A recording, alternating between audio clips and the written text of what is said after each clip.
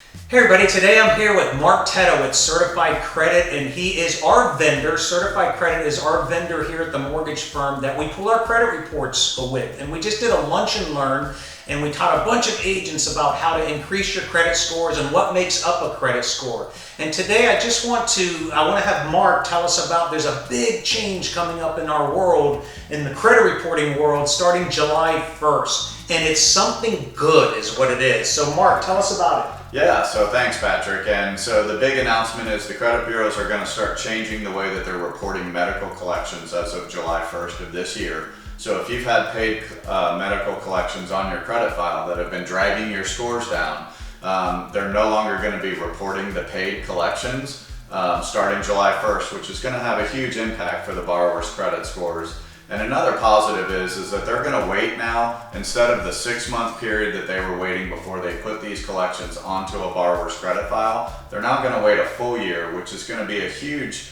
positive impact, giving the insurance companies time to take care of these bills with the doctors. And then, of course, the remainder comes back to the borrower and then they have to pay. Well, in those time frames, we were finding that a lot of collections were being reported to people's files before they had time to take care of these collections. So now they're going to be waiting that year time frame, which I think is going to be huge and really lessen, the amount of collections that are being reported to people's files moving forward. So we're super excited about these changes that the bureaus are making and feel like they're going to have a huge impact for the borrowers and pre-qualifying for these mortgages. And that's what we want, is this is going to take it out of the credit scoring model, so you're going to have higher credit scores. And that's what we want, higher credit scores. You're more likely to get approved for the mortgage. You're more likely to have lower mortgage insurance premiums with a higher credit score. And you're more likely to get lower interest rates when you have a higher credit score. So credit scores,